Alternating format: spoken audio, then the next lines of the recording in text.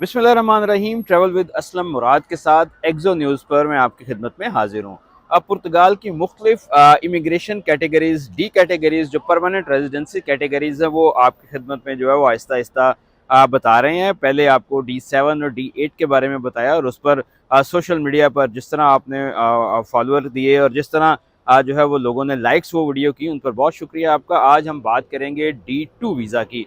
D2 visa है क्या, D2 visa की एलिजिबिलिटी क्या है, D2 वीज़ा किस तरह अप्लाई किया जाता है और D2 वीज़ा पर कितने अरसे में आप लिस्बन, पुर्तगाल, पोर्टो या कहीं भी आप जो है वो आ सकते हैं और इसके फ़वाइद क्या होते हैं। ये तमाम मामला जो है वो आज की इसी वीडियो में हम डिस्कस करेंगे। D2 वीज़ा ये स्पेशली अगर पाकिस्तान की बात की जाए तो ये उन ट्रेडर्स के लिए है। ये जो बिजनेसमैन हैं, ट्रेडर्स हैं, कारोबारी शख्सियात हैं, मुख्तलिफ जो छोटे लेवल पे जो बिज़नेस करते हैं, ताजर हैं, मार्केट्स चलाते हैं, ये उन सब लोगों के लिए जो है वो इसको एंटरप्रेन्योर वीज़ा भी आप कह सकते हैं। इसको जो है वो छोटे स्केल पर आप कह सकते हैं कि आप अपना बिज़नेस करना अगर चाह रहे हैं तो ये वीज़ा आपके लिए ही है। सबसे पहले आपने करना क्या है, D2 वीज़े की एलिजिबिलिटी क्या है। आपकी एज 18 से अबव होनी चाहिए और उसके बाद मैक्सिमम एज की कोई लिमिट नहीं है, लेकिन आइडियल है कि आप 65 से कम हों तो आप ये वीज़ा अप्लाई कर सकते हैं। इस वीज़े के लिए करना क्या है, D2 वीज़ा के लिए आपके पास पुर्तगाल के अंदर कोई नया कारोबार सेटअप करने का बिजनेस पूरा प्लान होना चाहिए, या अगर आप पाकिस्तान, इंडिया, बांग्लादेश, नेपाल कहीं भी आप कोई कारोबार कर रहे हैं और उस कारोबार को आप एक्सटेंड करना चाह रहे हैं पुर्तगाल में, तो ये वीज़ा उसमें भी आपका मावन हो सकता है। ये फॉर एग्जांपल अगर पाकिस्तान में आप आईटी का कोई बिज़नेस कर रहे हैं तो आप इस आईटी के बिज़नेस में जो है आप यहाँ पे उसकी एक ब्रांच बनाना चाह रहे हैं या उसको इस्टेब्लिश करना चाह रहे हैं, तो ये ही आपके लिए जो है वो यही बिल्कुल जो है वो कारआमद साबित हो सकता है। आपने करना क्या है, आपने अपना एक ट्रैवल प्लान से भी पहले आपने बिज़नेस प्लान देना है कि मैं फ़लाँ बिज़नेस करता हूँ और मेरी पाकिस्तान में ये पोटेंशियल है, या मेरे पास ये आइडिया है और मैं पुर्तगाल में ये बिज़नेस शुरू करना चाह रहा हूँ।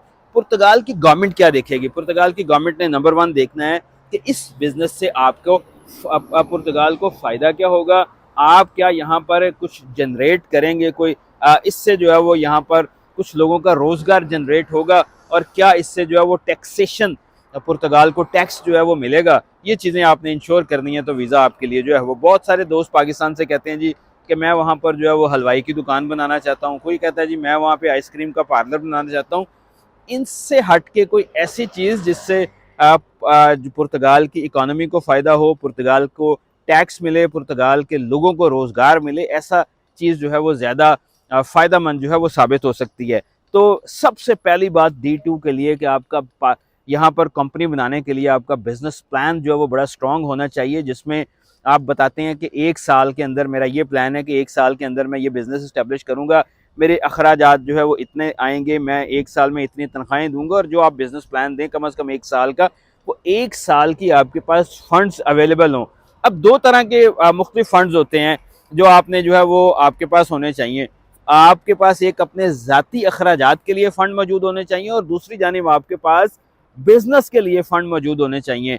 अगर ज़ाती अखराजात की बात की जाए तो आपके पास एक शख्स के ज़ाती अखराजात जो हैं वो, अगर आप अकेले अप्लाई कर रहे हैं तो आपके पास अकेले शख्स के जो है वो ज़ाती अखराजात होने चाहिए। कितने होने चाहिए, कम अज़ कम आपको 9,000 समथिंग है, लेकिन मैं आपको रिकमेंड करूँगा कि आपके पास 10,000 यूरो जो हैं वो आपके पास मौजूद होने चाहिए। अगर आप अपनी वाइफ को भी साथ आपका उनका भी वीज़ा अप्लाई कर रहे हैं तो रिकमेंडेड 5,000 यूरो आपके पास उसके होने चाहिए, तो ये 15,000 हो गया। और अगर आपके पास एक बच्चा है तो 250, 2500, 2600 यूरो साल के, और अगर 2 बच्चे हैं तो 5,000। तो अगर आपके फैमिली है, मियाँ बीवी हैं, 2 बच्चे हैं, तो मैं रिकमेंड करूँगा कि 20,000 यूरो आपके पास पर्सनल अखराजात के तौर पर होने चाहिए। ये पाकिस्तानी को 50-60 लाख रुपया बनता है। उसके बाद आते हैं दूसरी जानिब बिज़नेस की तरफ।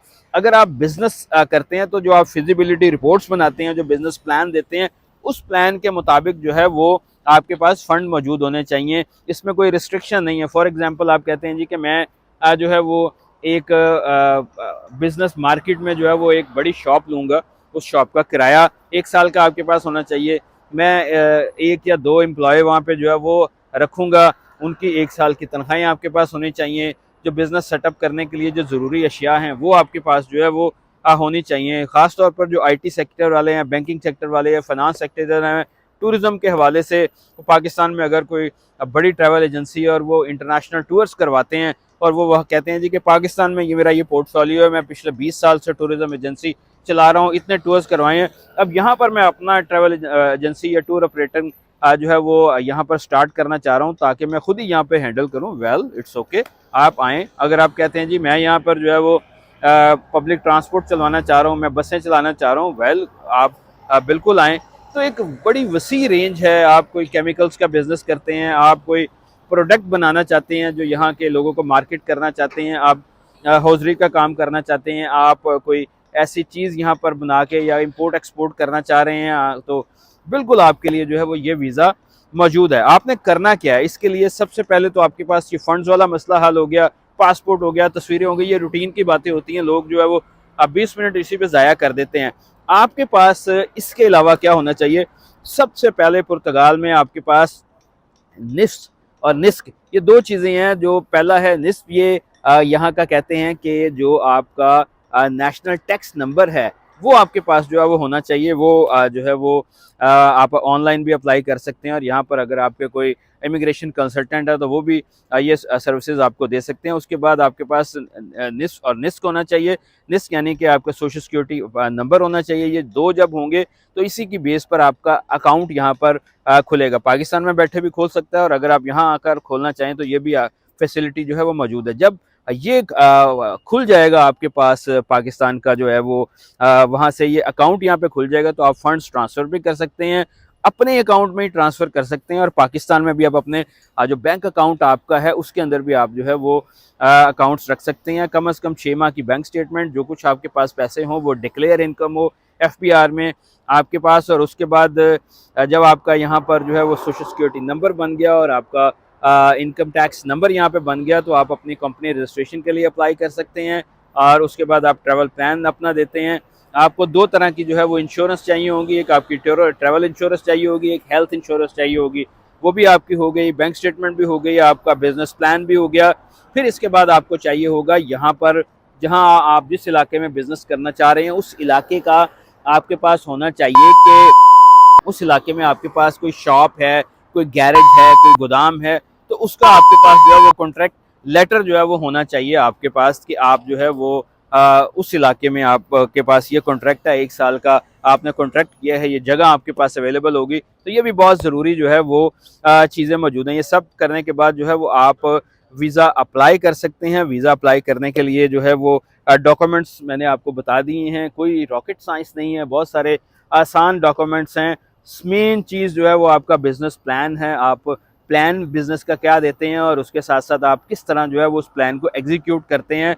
अगर वो फिजिबल प्लान हुआ, अगर वो ऐसा प्लान हुआ कि जो बेहतर हुआ तो आपके लिए जो है वो पुर्तगाल की अपॉर्चुनिटी है। शुरू में आपको 4 माह का वीज़ा जो है वो जारी किया जाता है। ये वीज़ा आप अकेले भी जारी अपने लिए करवा सकते हैं और जब आपका 2 साल का आपका कार्ड बन जाए उसके बाद आप अपनी फैमिली को जो है वो बुला सकते हैं। अपनी बजट के हिसाब से, रिस्क के हिसाब से आपने खुद फैसला करना है कि आप क्या कर सकते हैं। लेकिन जब 4 माह का पाकिस्तान से आपको वीज़ा लगेगा, डबल एंट्री वीज़ा होगा, इस वीज़े पर आप यहाँ पर तशरीफ़ लाएँ और उस 4 माह के अंदर अंदर आपको यहाँ का जो इमिग्रेशन ऑफिस है, जिसे आइमा कहते हैं, AIMA, आइमा जो कहते हैं, आइमा पर जो है वो आपको यहाँ पर जो है वो ट्रैवल वहाँ पर आपके फिंगरप्रिंट्स होंगे, आपके डॉक्यूमेंट्स लिए जाएंगे, आपको डॉक्यूमेंट्स स्कैन किए जाएंगे और उसके बाद आपको टाइम दिया जाएगा 10 से 15 रोज़ में आपका जो है वो कार्ड आपका जो है वो आ जाएगा। वो कार्ड क्या है जी कि आपका 2 साल का कार्ड होगा। उस 2 साल के कार्ड के ऊपर आप 6 माह पाकिस्तान में रह सकते हैं सिंपल,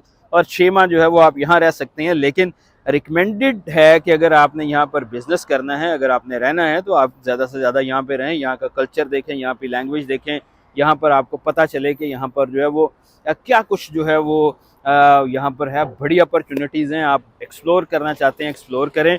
और 2 साल के कार्ड के बाद आपको 3 साल का कार्ड मिलेगा और जब वो 3 साल का कार्ड मुकम्मल होगा तो आपके 5 साल यहाँ पर हो चुके होंगे और आप जो है वो पुर्तगाल के पासपोर्ट के लिए अप्लाई कर सकते हैं। लेकिन right from the very first day जब आपको 4 माह का कार्ड मिलता है तो उसके बाद 4 माह का वीज़ा जब मिलता है और आप 2 साल के कार्ड्स पर यहाँ पर आते हैं तो उसी वक्त जो है वो आपको जो शेंजन एरियाज़ हैं, 27 कंट्रीज़ हैं, वहाँ पर आपको जो है वो वीज़ा फ्री ट्रैवल की सहूलत हासिल हो जाती है। आप स्विट्ज़रलैंड जाएँ, आप इटली जाएँ, जर्मनी जाएँ, फ्रांस जाएँ, आप सैर तफरीह के लिए जाएँ, एक दुनिया एक्सप्लोर करें। उसके साथ-साथ जो है वो आपके लिए ज़रूरी है कि इसके साथ आपको बच्चों की एजुकेशन यहाँ पे फ्री हो जाती है, और यहाँ पे अब जो सरकारी स्कूल है वहाँ पे इंग्लिश जो है उसको भी लैंग्वेज के तौर पर पढ़ाया जाता है, इसलिए परेशान होने की ज़रूरत नहीं है कि यार ये सिर्फ पुर्तगीज़ी बच्चे सीखेंगे। उसके बाद आपकी हेल्थ की सर्विसेज जो हैं वो भी यहाँ पर फ्री हो जाती हैं, और अब बहुत सारे जो ऐसे बिजनेसेस हैं कि जिसमें आपको जो टैक्स रेशो है ये कोई नहीं बताएगा। टैक्सेशन रेशो भी जो है वो टैक्स हॉलीडे आप उसको कह सकते हैं कि वो भी उसमें ना बहुत सारे मामलात में आपको कम मिल जाता है। तो अपॉर्चुनिटी आपके नॉक कर रही है आपको, आपने सिर्फ करेज करनी है, हौसला करना है। आपने कहना है कि जनाब मैं आना चाहता हूँ, आप अपना बिजनेस प्लान बनाएं या हमें बताएं, हम आपका बिजनेस प्लान बना के देते हैं।